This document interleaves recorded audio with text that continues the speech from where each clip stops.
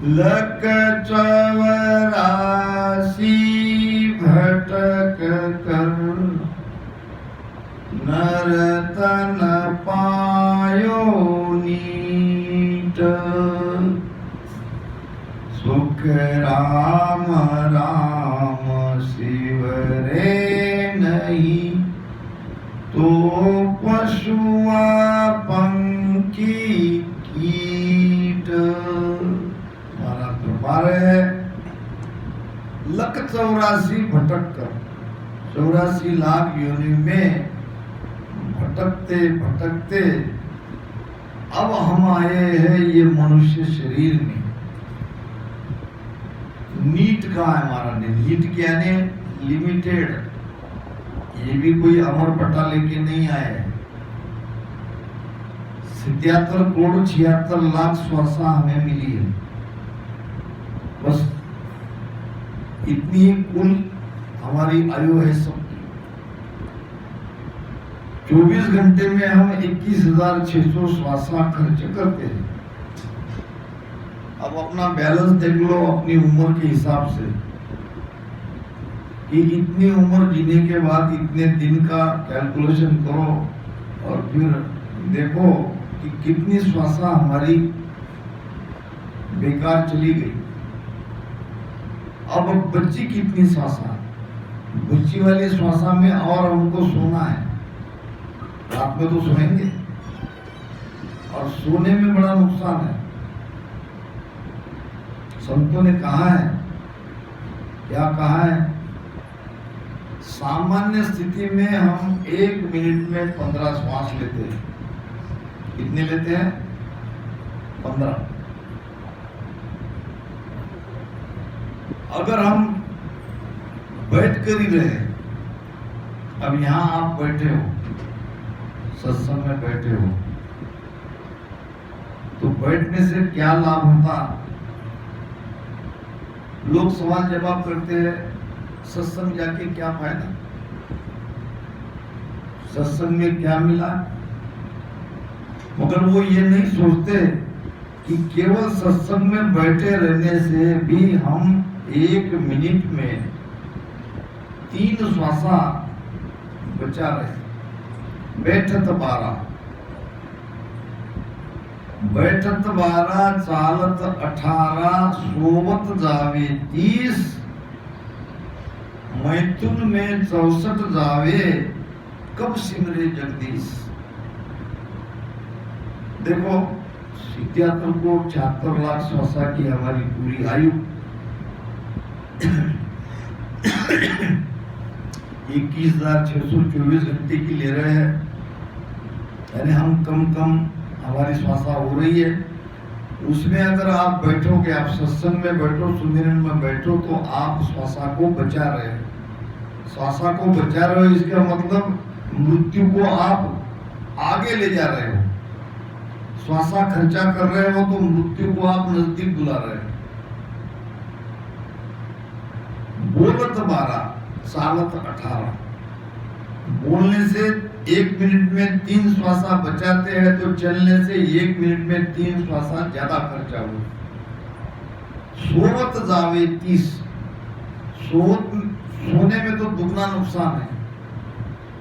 जो 1 मिनट में 15 श्वासा लेते हैं तो सोने पर वो 30 हो जाती है। जो ज्यादा सोएगा वो जल्दी मृत्यु के करीब पहुंचेगा। मंथन करता 64 जावे। संसार सुख में 64 श्वासा हमारी जा रही है 1 मिनट में, जो कि मिनिमम 15 मिली है। अब उससे कई गुना ज्यादा हम खर्चा कर रहे हैं,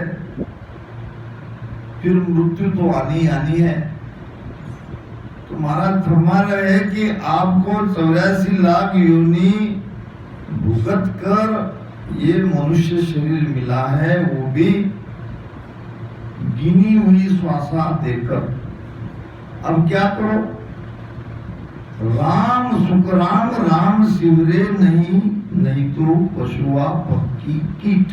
अगर भजन नहीं करोगे तो बिल्कुल किसी को पूछने की आवश्यकता नहीं है। 84 में जाओगे, पशु बनोगे, पक्षी बनोगे या कीड़े बनोगे, 4 खाने में जाना ही है। मृत्युलोक में मानवी, देवलोक में देव, सुखिया सब पछतावसी, भूला हरि की सेवा। भजन सुमिरन न करने पर क्या मनुष्य पछताएंगे? देवता भी पछता रहे हैं। जब वो मनुष्य शरीर उन्हें मिला था तो उन्होंने जप किया, तप किया, व्रत किया, यज्ञ किया, नहीं किया तो भजन सुमिरन नहीं किया। अब उससे मिला क्या? शुभ कर्म किए, उससे मिला उसको स्वर्ग का सुख मिला। अब स्वर्ग का सुख मिलने पर वहां तो पछताना नहीं चाहिए, मगर महाराज तो कह रहे हैं कि देवलोक में देव, देवता की पुरिया में देवता भी पछता रहे हैं, स्वर्ग के देवता भी पछता रहे। क्यों पछता? क्योंकि उन्हें पता चल जाता है कि हम यहाँ स्वर्ग लोक में कितने दिन है। जितना हमारा पुण्य होगा उतने ही दिन स्वर्ग में रखा जाता है, और पुण्य समाप्त होते ही पाप कर्म भुगतने के लिए नरक में फेंक दिया जाता है। मान लो अभी हम मनुष्य शरीर में है, भजन सुमिरन नहीं कर रहे हैं, शुभ कर्म कर रहे हैं, धर्म पुण्य कर रहे हैं, अच्छी बात है करना। अब इसमें अगर कर्ता भाव है, कुछ पाने के लिए कर रहे हैं, तो आपको तो इसका सुख मिलेगा, फल मिलेगा। पुण्य करने से, धर्म करने से, शुभ कर्म करने से या व्रत तीर्थ करने से जब मृत्यु होगी तो आपका पाप पुण्य का खाता वहां धर्मराज के दरबार में चेक किया जाता है। फिर देखते हैं कि पुण्य कितना है और पाप कितना है। तो पहले पुण्य भुगताया जाता है, पाप ऐसे ही रह दिया जाता है। और पुण्य कैसे भुगताते हैं कि जितना उसका पुण्य है ऐसे फूलों की माला गले में डाली जाती है। अब किसी की बड़ी, किसी की छोटी, किसी की मीडियम, जिसने जितना पुण्य किया उस अनुसार एक एक पुण्य के एक एक फूल। अब एक पुण्य का सुख भुगत लिया तो वो फूल माला से नीचे गिर गए। फिर दूसरे पुण्य का फूल भुगतने के बाद एक फूल नीचे गिर गए। देवता को पता चलता है कि अब कितने फूल बाकी है, ऐसे एक एक फूल गिरते जाते हैं। फिर 1-2 बचे रहते, फिर 1-2 में भी दूसरे दिन दूसरा चला जाता है। यानी पुण्य भुगतने के बाद जब आखिरी फूल रहता है तब वो पछताता है कि अरे मैंने क्या किया, जब किया तब किया, शुभ कर्म किए, मगर भजन सुमिरन नहीं किया, ये तो उल्टा घाटा हो गया। अब उसे डर सताने लगता है कि अब तो पाप की सजा मुझे नरक यातना में, वहां नरक की यातना मिलेगी, नरक में डाल दिया जाएगा। तो इस कारण देवलोक में देवता पछताते हैं। दूसरी बात, वहां भजन सुमिरन नहीं कर सकते, यानी पुण्य को बढ़ा नहीं सकते। जितना मृत्युलोक में आपने मनुष्य शरीर में रहते हुए पुण्य किया है उतना ही पुण्य आपको भुगताया जाता है। नए कर्म वहां पे नहीं बनते, न बुरे बनते, न अच्छे बनते, न पाप होता, न पुण्य होता। और इस मृत्यु लोक में हम कितना भी पुण्य को बढ़ा सकते हैं, सुमिरन करके हम मोक्ष में जा सकते हैं, पाप करके हम नरक में जा सकते हैं। अब कितने यातना वहां होगी इसका विचार करो। तो वहां कर्म का संचय नहीं होता, इस कारण पछताना पड़ता है। और तीसरा है ईर्ष्या, एक के ऊपर एक, एक के ऊपर एक, ऐसी स्वर्ग की रचना है। नीचे वाले स्वर्ग में जो गया उसको लगता है कि थोड़ा ज्यादा पुण्य करता तो ऊपर के स्वर्ग में पहुंचता, उस स्वर्ग में वाले को लगता है कि और थोड़ा ज्यादा पुण्य करता तो ऊपर के स्वर्ग में जाता। यानी वहां ईर्ष्या है, द्वेष है, नए कर्म वहां नहीं बनते। और जो कर्म बने हुए हैं वो भुगतने के बाद वो फूल गिरने लगते हैं। तो इस प्रकार देवता भी स्वर्ग लोक में जाके वहां पछता रहे, और मनुष्य जब मृत्यु का समय आता है तब पछताते हैं। महाराज कहते हैं सुखिया सब पछताव सी भूला हरि की सेव। राम जी का सुमिरन अगर हम भूल जाते हैं तो पछताना पड़ेगा।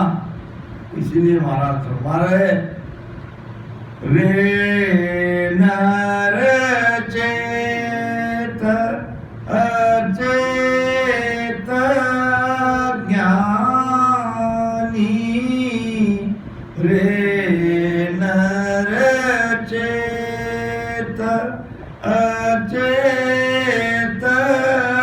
ज्ञानी, यहाँ कोई नहीं तेरो विश्वास विष कर्म खीवे रे, विश्वास विष कर्म खीवे रे, जम तक तक दे डेरा बांधा अंत काल पीछतासी,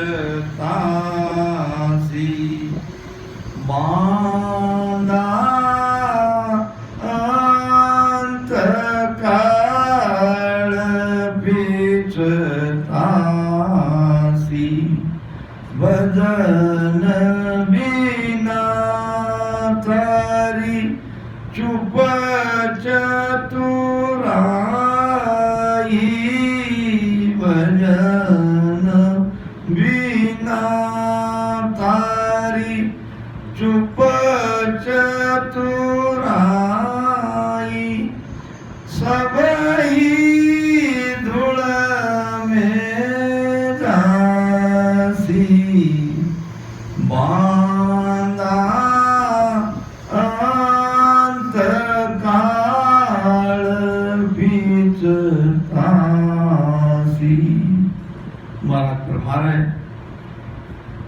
रे नर चेत, हे मनुष्य तू चेत जा, तू जाग जा।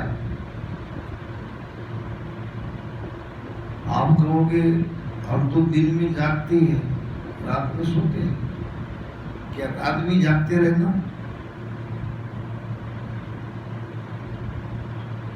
दरिया सब जग सोवता, जागता नहीं कोई, जागन में है जागना, जागा कहिए चोर।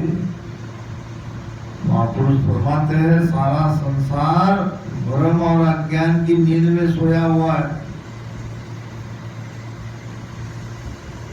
भ्रमित है। कोई सगुन में लगा है, कोई निर्गुण में लगा है, कोई पत्थर की पूजा कर रहा है। ये अज्ञानी तो है, ये सोना ही तो है। इसको कहाँ जागना कहते हैं? जागना उसे कहते हैं जो राम नाम सुमिरन करेगा, जागन में सो जागना। वैसे तो सारा संसार दिन में जाग ही रहा है, दिन निकलती जगी जाता है, संसार की कटर फटर शुरू हो जाती है, मगर ये भी एक तरह से मूर्छित है, सोए हुए है, बेसावध है। जो भजन करने वाला हंस है वही वास्तव में जगा हुआ है।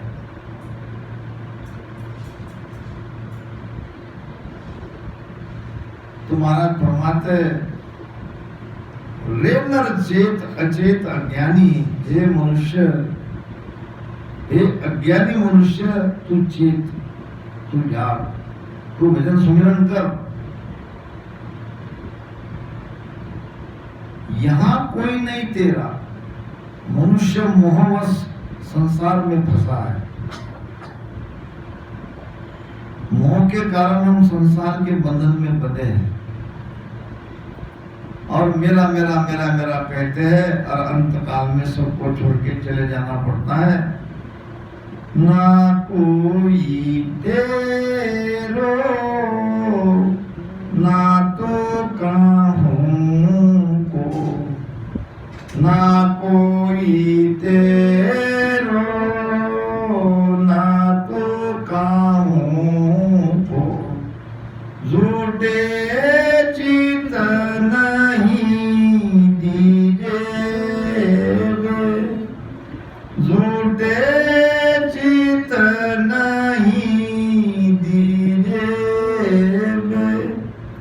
के सुख राम समझ मन मेरा, के सुख राम समझ मन मेरा, हर भज विलंब ना कीजे।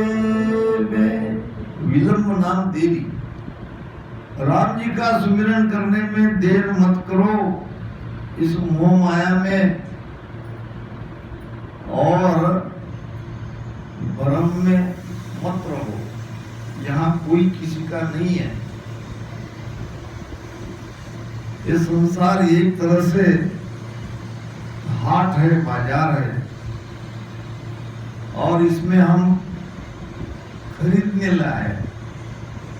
ये जगत में व्यवहार करने के लिए आए हैं, और जब हमारा व्यवहार हो जाएगा तो सबको जाना पड़ेगा।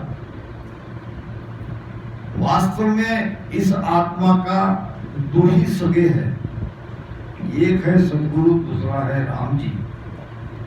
बाकी तो ये सांसारिक नाते आज है, कल नहीं, क्योंकि मृत्यु को बात तो आपको एक दिन भुला ही दिया जाएगा। जीवी जब तक माता रोवे, बहन रोवे 10 मासा, 13 दिन तक तिरिया रोवे, फिर करे गर्भासा, मन भुला भुला फिरे, जगत में कैसा नाता है। हकीकत यही है, कोई किसी का नहीं। दत्तात्रेय महाराज एक दिन जा रहे थे, धूप में ज्यादा तेज धूप होने से एक पेड़ की छाया में थोड़ा आराम किया, लेट गए। देखा तो ऊपर व्याध ने जाल वहां मान रखा था, और उस जाल में कपोत पक्षी के 4-5 बच्चे फंस गए, और व्याध छुपके से देख रहा था कि इस बच्चों के माता पिता कब आते। थोड़ी देर बाद उस कपोत पक्षी के माता पिता दोनों आ गए। अपने बच्चों को जाल में फंसते देखकर बहुत तड़पने लगे, कोशिश करने लगे कि भाई कैसे इनको छुड़ाए। कोशिश करने पर भी बच्चों को नहीं छुड़ा पाए। अंत में थकने के बाद जो माता थी वो स्वयं जाल में आके गिर गई। मेरे बच्चे ही नहीं रहेंगे तो मैं जी की क्या करूं। अब उधर पति देख रहा था। जब पति ने देखा कि मेरा सारा परिवार इस जाल में अटक गया, फंस गया, अब मैं रह के क्या करूं, वो भी आके उसने जाल में वो कूद गया। कहने का मतलब फिर दत्तात्रेय महाराज ने कपोत पक्षी को गुरु बनाया कि आदमी को मोह का त्याग करना चाहिए, ज्यादा मोह नहीं रखना चाहिए। अगर ज्यादा मोह करोगे तो अंत समय में बड़ी भयानक स्थिति होगी, रोते रोते जाना पड़ेगा, कुछ कर नहीं सकोगे। तो सबसे प्रेम करो, किसी को छोड़ना नहीं है, क्योंकि लेना देना है तब तक ये रिश्ता है। जब हमारा कर्म का हिसाब खत्म हो जाएगा तो हमको इस परिवार से जाना ही पड़ेगा। तो इसमें अधिक मोह दुखदाई है। रे नर चेत अचेत अज्ञानी यहाँ कोई नहीं तेरो, निस्वा सिर सर्व कर्म खिवेरे। रात दिन तू कर्म कर रहा है। वाल्मीकि जी की कथा आपने तो सुनी होगी। कौन था वो? डाकू। जब सप्तर्षि आए तो उनको लूटने के लिए हथियार लेके दौड़ा। सप्तर्षि ने किया क्या कहा कि भाई तुम इतना सारा पाप कर रहे हो। वो तो रत्नाकर डाकू था, तो ये पाप तुमको भुगतना पड़ेगा, इसमें कोई तुम्हारी हिस्सेदार है कि नहीं? उसने कहा क्यों नहीं, ये जो मैं पाप कर रहा हूं ये मेरे परिवार के लिए तो कर रहा हूं। तो उन्होंने कहा कि जरा पूछ के देखो। मैं पूछने गया, तुम इधर चले गए तो नहीं, हमको बांध दो। सबको बांध के जब वाल्मीकि डाकू रत्नाकर घर आया, पिता को पूछा, तो पिता ने कहा तेरा पाप तू ही भुगत। हमने तुम्हारी परवरिश की, तुमको छोटे से बड़ा किया, अब हम बूढ़े हो गए हैं, अब तुम्हारा काम है हमको खिलाना। अब तुम पाप करो या पुण्य करो, पाप करोगे तो तुम्हारा तुम भुगतो। माता के पास गया, माता ने भी कहा बेटा ये तो नियम है, करसी सुई भुगत सी। महाराज भी कहते हैं प्राणी पुण्य और पाप जो करेगा उसे ही भुगतना पड़ेगा। तेरा तू देख पत्नी के पास आया, पत्नी ने भी यही जवाब दिया, तुम मेरी पत्नी होकर मेरे पाप की भागीदार नहीं है, नहीं हो सकती। तो उसने कहा पत्नी ने नहीं हो सकता ऐसा। थक हार कर पछता कर जब वापस आया और सप्तऋषि के चरणों में गिर पड़ा, है महाराज आपने जो कहा वो सही कहा, कोई मेरा पाप का भागीदार नहीं बनना चाहता, अब मैं क्या करूं? कोई उपाय हो तो बताओ। उपाय है, अब तुम राम नाम का सुमिरन करो, राम नाम से तुम्हारे पाप कटेंगे। पाप काटने का दो ही तरीका है, एक तो भुगतो, नहीं तो सुमिरन करो। रटे राम नामा कटे कर्म सारा, दुवे सासु सासु लगे भव पारा। सांस उसास में जब धवन होगी तो भवसागर से पार होगे। जितना राम राम रटन करोगे उतना उतना कर्म कटेगा। तो कर्म काटने वाला ये राम नाम है, इसका सुमिरन करो। जब एक भी कर्म शेष नहीं रहेगा तो दोबारा जन्म नहीं होगा। तो निस्वासर, निस्वासर यानी रात दिन तू कर्म कर रहा है तो ये तुझे भुगतना पड़ेगा। तुझे यमलोक में नरक में डाल के यातना दी जाएगी। रे नर चेत अचेत अज्ञानी यहाँ कोई नहीं तेरो, निस्वा सिर सर कर्म की मेरे जब तक थकते देरो। अब अंत में महापुरुष क्या सीख दे रहे हैं? महाराज फरमा रहे के सुख राम मान नर मेरी, के सुख राम मान नर मेरी।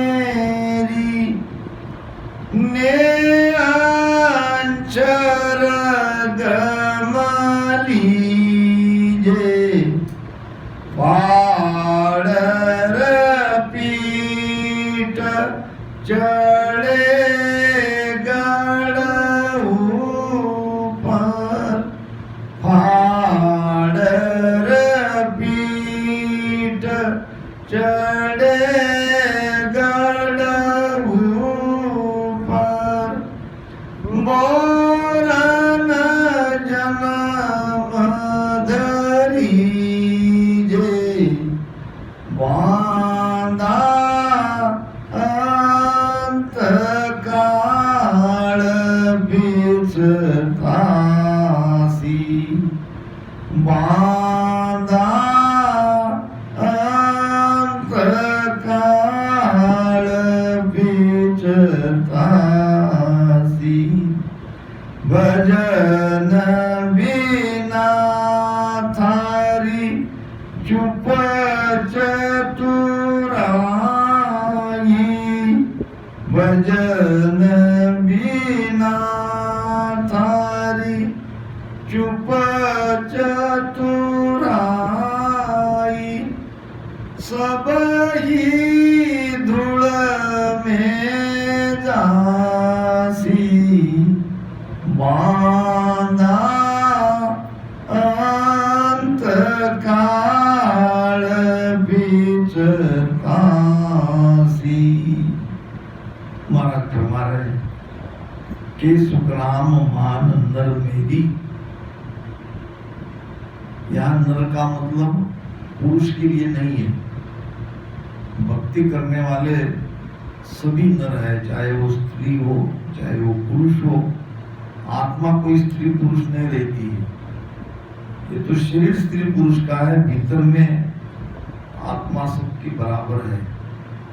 तो सबकी आत्मा को महाराज ज्ञान दे रहे हैं और आत्मा न कहते हुए नर संबोधित कर रहे के सुखराम मान नर मेरी ने अंचर कम लीजिए। नियंचर के ज्ञान को धारण करो कि राम राम रटन करने से प्रेम और विश्वास के साथ जब तुम भेद से करते हो तो सद्गुरु कृपा से वो नियंचर घट में जागरूक होता है, सारा शरीर धूजने लगता है, मन की एक नहीं चलती, इतनी भयानक स्थिति हो जाती है और बहुत जोरदार भजन होता है। इतना भजन, इतनी रचना राम राम रटन करती है, बहुत प्रेम उमड़ने लगता है। तो ये नियंचर की प्राप्ति करो, नियंचर को जगाओ। ये सुखराम मान नर मेरी ने अंचर गम लीजे। ये नियंचर की ही भक्ति है। नियंचर उसको सत्सवत कहते हैं, उसी को कुदरत कला कहते हैं। सत सत कहे तिको सत आहे ने अंचर सुन हुई, कुदरत कला कहे सो आहे निरत परख लो। ये सुमिरन करने से जब उसमें प्रेम आ जाता है, भीतर से प्रेम उमंगता है, प्रेम की लहरें आने लगती है, तो उसी पल में वो नियंत्रण जगता है। तो ये जगेगा प्रेम से, जागे नाव प्रेम सु भाई, और प्रेम बिना नहीं और भाई। फिर ये नियंत्रण करेगा क्या?